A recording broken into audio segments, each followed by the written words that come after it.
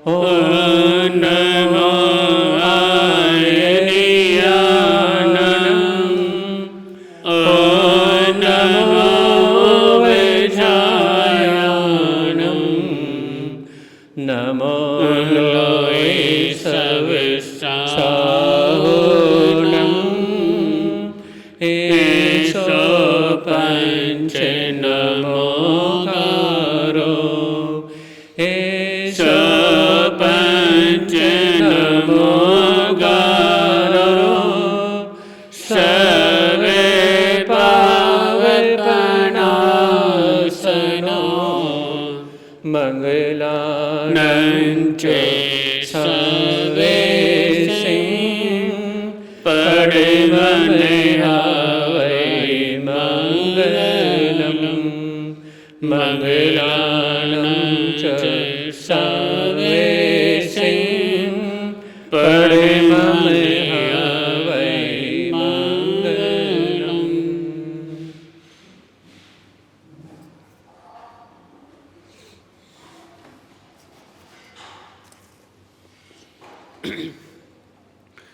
नमः शिवारे तुमको महावीर प्यारे नमः शिवारे तुमको महावीर प्यारे नमः शिवारे तुमको श्रीदरत दुलारे नमः शिवारे तुमको श्रीदरत दुलारे नमः शिवारे करे जो करता नमः शिवारे करे जो करता नमः शिवारे तुमको तीस लगे नमः शिवारे तुमको तीस लगे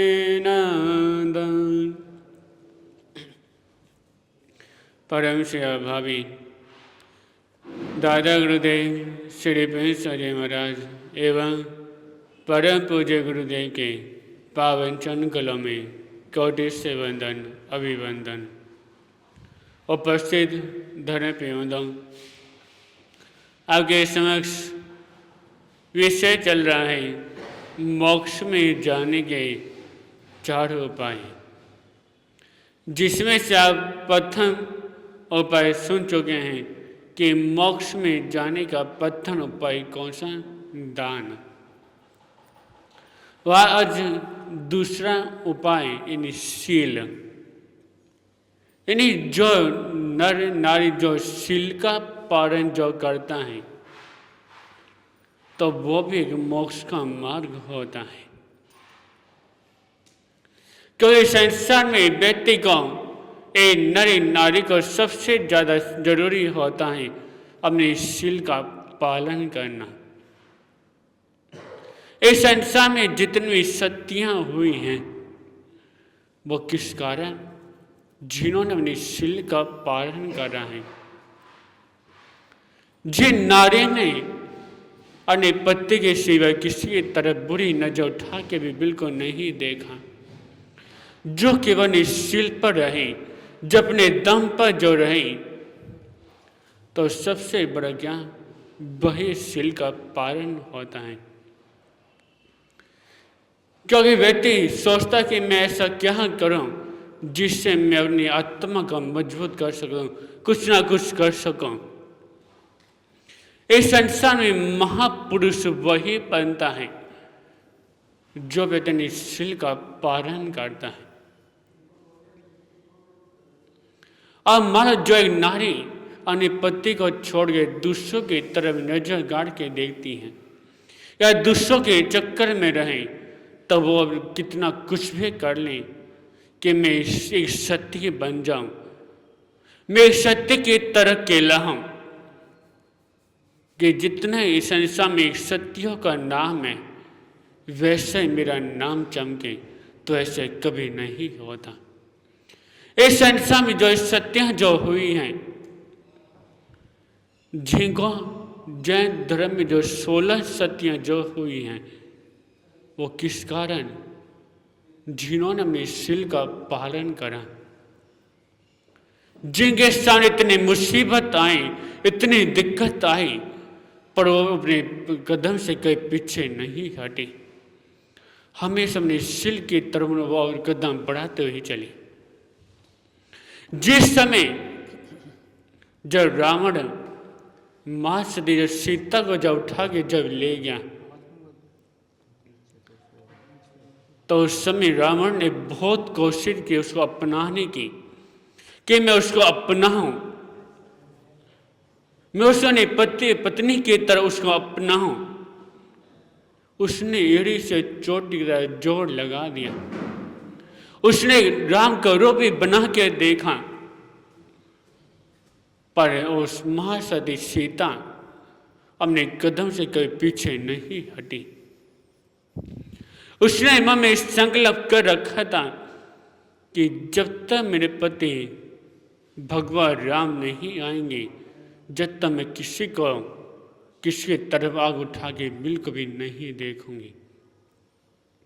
उसको पता है उनको कि मैं रावण के चंगुल में फंसी हुई हूं, इतने दुष्ट राक्षस शैतान के उसमें फंसी हुई हूं। वो उन्होंने अपना जीवन के जो तप में बिताया, अपने कष्टों में उन्होंने पूरा जीवन को बिताया। इसलिए हमेशा व्यक्ति का सबसे बड़ा वही जो व्यक्ति उसके सामने कितनी मुसीबत आ जाए, हमेशा वो अपने कदम से कभी पीछे नहीं हटे, जो हमेशा अपने कदम में आगे से आगे बढ़ता हुआ चला जाता है, तो वही महापुरुष कहलाता है, तो वही एक नारी महासती कहलाती है। इसलिए कहा गया है कि व्यक्ति का दूसरा मार्ग मोक्ष में जाने का एक शील होता है, और दूसरा मार्ग तप। संसार में सबसे प्राचीन, सबसे पुराना एक जैन धर्म होता है। जिसको शुरू करने वाले, इस जैन धर्म के नियम को रखने वाले हमारे प्रथम तीर्थंकर भगवान ऋषभ देव, जिन्होंने इस जैन धर्म को शुरू करा, उन्होंने भी तपस्या, कितनी बड़ी तपस्या थी। जिन्होंने 1 वर्ष तक जिन्होंने तप करा, जिनको 1 वर्ष तक ना अन्न प्राप्त हुआ और ना जल की प्राप्ति हुई। अब देखो 1 वर्ष तक उन्होंने अपने जीवन को बिना अन्न के, बिना जल के, उन्होंने अपना को के संभाल के रखा। आज के समय व्यक्ति को एक दिन की तपस्या करते हुए बड़ा जोर पड़ता है। जहां पे कि संत सत्य चौमासा जब होता है, जब कोई कहता है भाई तुम तपस्या कर लो, तो बड़े ऐसे बहुत ही कम होते हैं जो तपस्या करने में आगे आते हैं। वो सोचते हैं कि तपस्या करने से क्या होगा, तपस्या करने से क्या कुछ होता है? यदि हम तपस्या करेंगे तो हमारे शरीर में जो बल है, जो हमारे शरीर में जो ताकत है, वो कमजोर हो जाएंगी। अधिक से यदि ताकत अधिक खत्म अधिक हो गई तो हम अपना कार्य कैसे करेंगे? शरीर की ताकत को बनाने के लिए कि जिससे मनुष्य में ताकत बनी रहे, तो इसे लोग तपस्या करने से लिए पीछे भागते हैं। पर एक बात का ध्यान रखना चाहिए हर व्यक्ति को कि तपस्या करने से शरीर तो कमजोर होता है, पर आत्मा को बल मिलता है। क्योंकि आत्मा में इतनी ज्यादा ताकत आ जाती है, इतनी ज्यादा ताकत कि वो अपना भी कर्मों से डरने की ताकत उसके अंदर आ जाती है। जब व्यक्ति के शरीर में जब बल ताकत जब होती है, तो व्यक्ति निश्चय की ताकत के द्वारा केवल दुश्मनों से मुकाबला कर सकता है, पर कर्मों से नहीं कर सकता। कमलों आने उनके उनसे डरने की ताकत केवल किसमें? आत्मा में होती है। कर्म जो बंधे जो होते हैं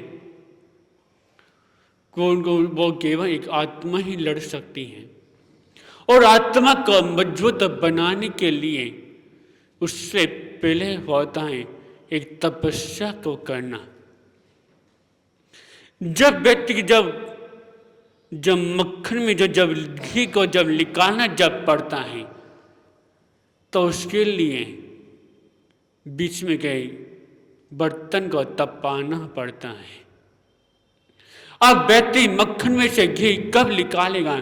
जो उसको बर्तन में डाल के जो उस अंगीठी में जब चढ़ाता है, तब जाके मक्खन में से घी को प्राप्ति होती है। एक बार एक सरदार आचार्य श्री आनंद ऋषि महाराज के चरणों में पहुंचा और कहा कि भगवान, इस जैन धर्म में तपस्या में बहुत ज्यादा जोर दिया जाता है। हमें पता है जब हमने कर्म जो बांध जो रखे वो कैसे काटे। ये तप में जोर तपस्या के द्वारा में कष्ट किसको? शरीर को होता है। जब शरीर को जो होना है, फिर तपस्या क्या जरूरी? जब में जो इतने जब कर्म जब करते हैं, इसको कैसे करें, कैसे इसको काटें? कि संसार नहीं, जैन धर्म में तपस्या करनी क्यों जरूरी है? तब भगवान श्री आनंद ऋषि महाराज साहब ने कहा कि सुनो, यदि तुम्हें कोई मक्खन दे और मक्खन में से तुम्हें घी निकालने को कोई कहे, तो तुम क्या करोगे? तो उसने कहा सरदार ने कि भगवान, पहले मैं पतीले को अंगीठी में चढ़ाऊंगा, उसके बाद उसमें क्या मक्खन डालूंगा, उसके बाद उसमें घी प्राप्त कर सकता हूं। तब भगवान ने कहा कि जब तुम्हें मक्खन में जब घी जब प्राप्त जब करना ही है, तो सीधा अंगीठी में क्यों नहीं डाल देते उसको? तो उसने कहा कि भगवान, यदि मैं सीधा मक्खन को सीधा अंगीठी में डाल दूंगा तो खत्म ही हो जाएगा, वो किसी भी काम का नहीं रहेगा। तो उन्होंने कहा कि जैसे मक्खन में से घी को निकालने के लिए बर्तन को तपाना पड़ता है, तो वैसे ही इस आत्मा को मजबूत करने के लिए, एक कर्मों को काटने के लिए तपस्या करनी ही पड़ती है। जब व्यक्ति जब तपस्या जब करेगा, तो अपने आप ही कर्मों की निजर अपने आप ही हो जाती है। अधिक किसी प्रश्न पूछा जाए कि संसार में हमारा सबसे बड़ा साथी हमारा कौन है? बताए कौन हमारा सबसे बड़ा साथी हमारा कौन है? तो कोई कहता है कि संसार में हमारा सबसे बड़ा साथी हमारा भाई, जो दुख के समय हमारा साथ देता है, जो मुसीबत के समय जो हमारा साथ जो देता है, जो कंधे से कंधा मिला के हमारा साथ देता है, सबसे बड़ा साथी हमारा वही है। पर ये गलत, हमारा सबसे बड़ा साथी कौन है? जिस संसार में जब हम आए थे, जिस समय संसार ने हमने सबसे पहले कदम ने संसार में हमने रखा था,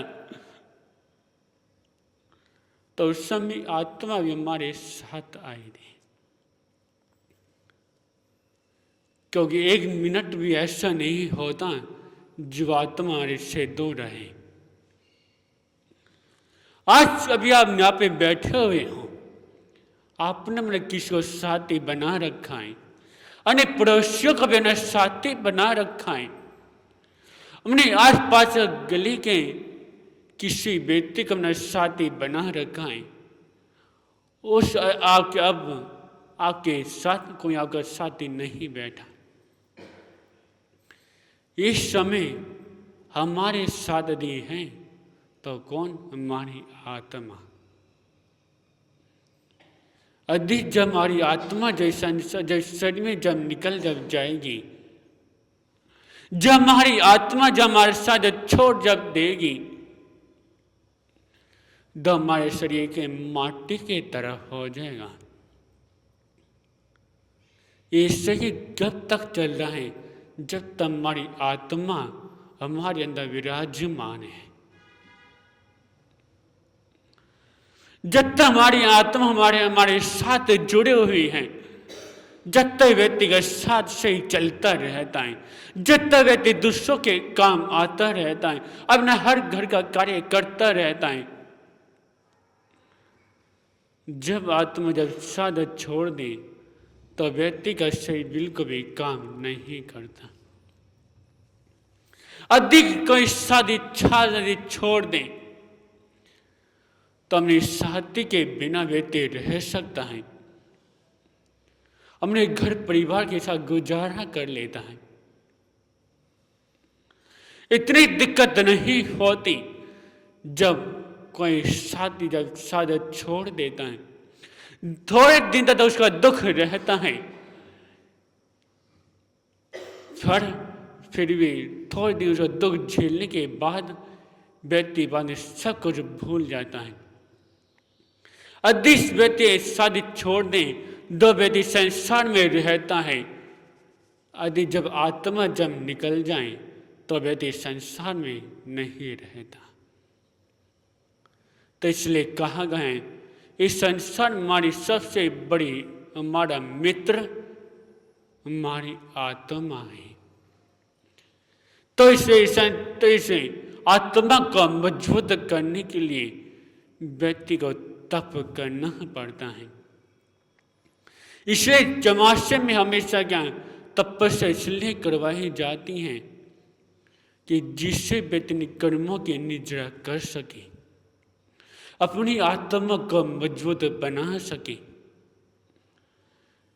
क्योंकि संसार में सबसे ज़्यादा जरूरी है अपनी आत्मा को मजबूत बनाना। जब व्यक्ति ने अपनी आत्मा को मजबूत बना लिया तो कर्मों से लड़ने की ताकत अपने आप ही आ जाएगी। और जब व्यक्ति ने कर्मों से जब लड़ लिया तो उसको मोक्ष में जाने की कोई दिक्कत नहीं होती। उसका मार्ग, मोक्ष का मार्ग अपने आप ही खुल जाता है। हमेशा व्यक्ति सोचता है मैं ऐसा क्या करूं जिससे मेरी कर्मों के निद्रा हो जाए, जिसके द्वारा मुझे संसार में दोबारा न आना पड़े। इस संसार में दोबारा नहीं आने का एक ही तप करना।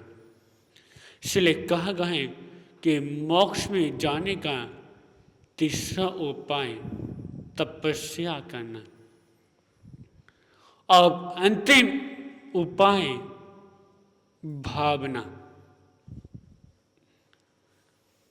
व्यक्ति को सबसे पहले व्यक्ति को अपने अंदर अच्छी भावना जगाना पड़ता है। क्योंकि व्यक्ति दूसरों की सेवा, दूसरों का सहयोग, दूसरों के साथ प्रेम, दूसरों के अंदर अपनी करुणा के भाव तभी बना सकता है जब व्यक्ति की भावना जब ठीक होती है।